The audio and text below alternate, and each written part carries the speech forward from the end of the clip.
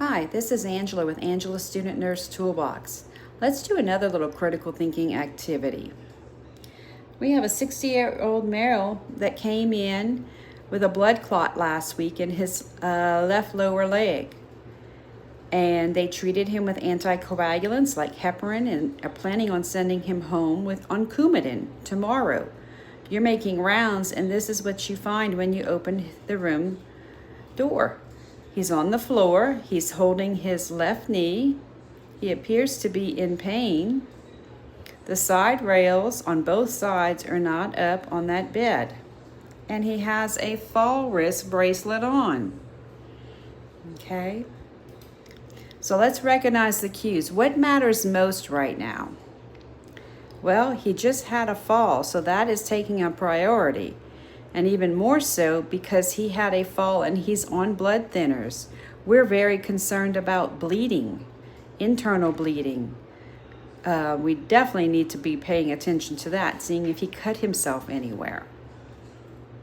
So let's look at the next thing of the nursing process. We're going to analyze those cues. What does all that mean? Well, when people are on heparin and Coumadin, that increases bleeding time. They're at more at risk of having injury and hemorrhage. So I really need to monitor and see if he's having any bleeding anywhere.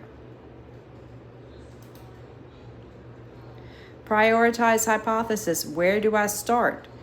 He was holding his knee, so we really need to look at that limb that he hit, ask him how it fell. We're not going to go say, oh, I'm just going to fill out an incident report first. We need to assess him. We need to get vital signs, see what's going on with him to make sure he's stable. We're going to generate solutions. What can you do? Well, we're going to notify the doctor for sure. We're going to assess his vital signs, get him up off of that floor. Okay. We might have to send him for tests like x-rays, MRIs. We might have to do some more blood tests and monitor his blood count, his H&H. We're going to take action. Okay, so what are you going to do? You're going to continue monitoring him. You're going to have that action plan. Notify the doctor. Let him know that the patient fell. Get all the orders that he's going to get. And last but not least, we're going to evaluate outcomes. Did it help? Yes or no? Maybe we need to do further assessment of our patient and go for higher price tests like MRIs and PET scans. So we just need to look at that, and that's how you apply the nursing process to our patients. I hope this video helps. Good luck.